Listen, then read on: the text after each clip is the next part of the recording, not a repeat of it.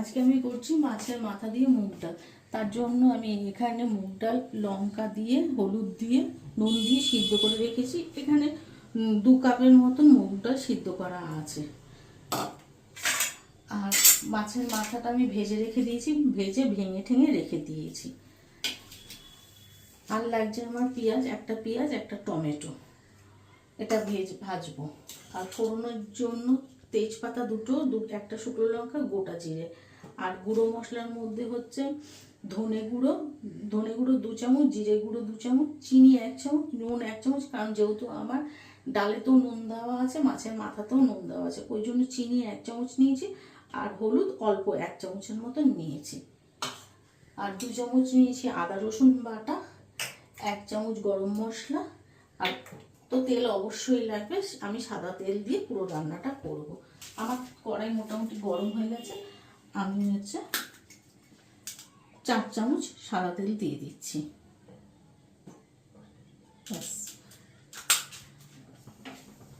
তেল আমার ভালো মতনই গরম হয়ে গেছে।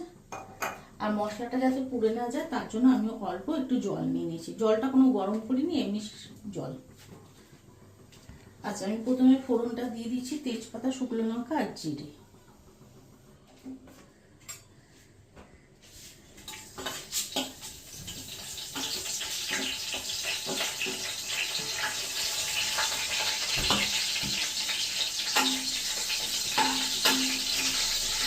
তেজপাতা, শুকনো লঙ্কাটা জিরেটা একটু ভাজা ভাজা করে তারপর আমি পেঁয়াজ আর টমেটোটা দিয়ে দেবো ভাজতে।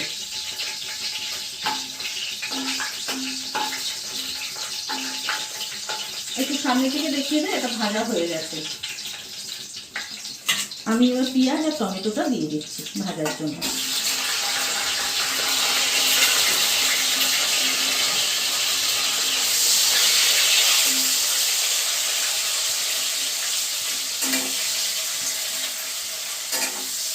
পেঁয়াজ আর টমেটোটা একসঙ্গে দিয়ে দিলাম, কারণ দুটোই একসঙ্গে ভালোভাবে ভাজা হয়ে যাবে।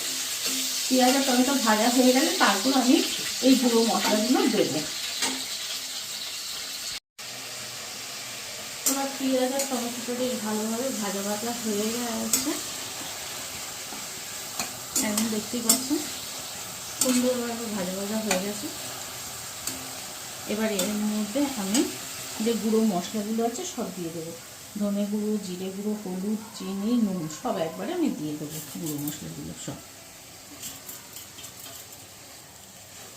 এবার দিয়ে পেঁয়াজ আর টমেটোর সঙ্গে মশলাটা একটু ভালোভাবে মিশিয়ে নেব, যাতে মশলার কাঁচা গন্ধটা চলে যায়। 1 মিনিটের মতো আমি এটা খুব ভালোভাবে এটার সঙ্গে মিশিয়ে নিচ্ছি। দেখুন তেল, পেঁয়াজ, টমেটো, মশলা সব খুব ভালোভাবে একসঙ্গে মিশে গেছে। এবার যেটা আমি আদা রসুনটা রেখেছি, এই 1 চামচ আদা রসুন বাটাটা এটাও আমি দিয়ে দেবো। এটার মধ্যে 1 চামচ আদা বাটা, 1 চামচ কিন্তু রসুন বাটা আছে। আদা রসুন বাটাটা আমি এবার দিয়ে দিচ্ছি, দিয়ে মশলার সঙ্গে ভালোভাবে আদা রসুনটা মিশিয়ে দেবো, যাতে আদা রসুন বাটার কাঁচা গন্ধটা চলে যায়।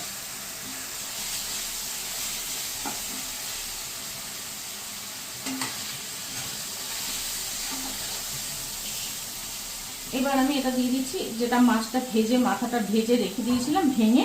এবার মশলার মধ্যে এটাও আমি এখন দিয়ে দেবো, দিয়ে মশলাটার সঙ্গে এটা ভালোভাবে মিশিয়ে দেবো।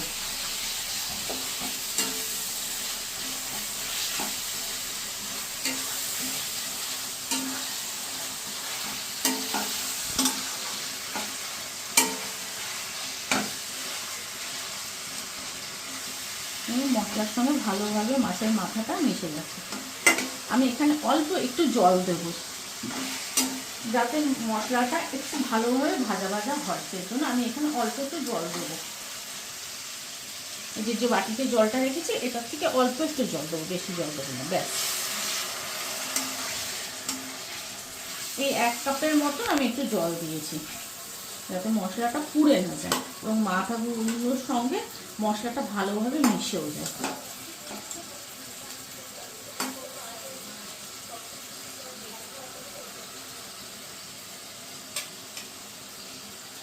আমি দেখিয়ে দিচ্ছি, এরকম ভালোভাবে মশলার সঙ্গে মিশে গেছে।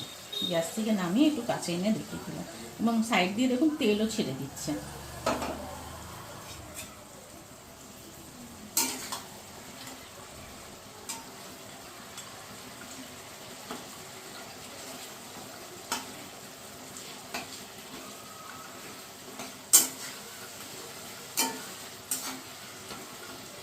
ভালোভাবে মশলার সঙ্গে মাথাটা মিশে গেছে।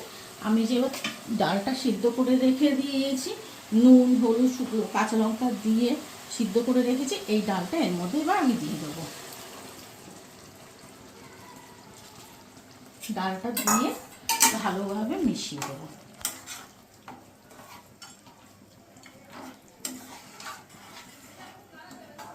মশলা মাথা টাকা দিয়ে সবগুলোর সঙ্গে একসঙ্গে আমি ডালটা খুব ভালোভাবে মিশিয়ে দেবো।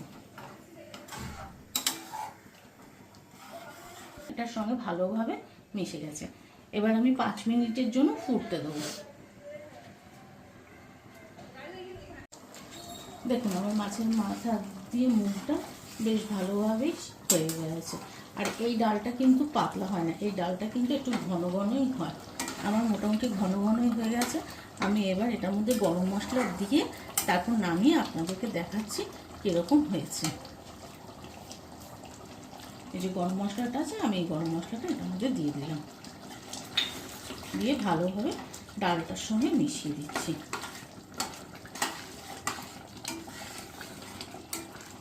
দেখুন ভালোভাবে হয়ে গেছে আমার মাছের মাথা দিয়ে মুগ ডাল।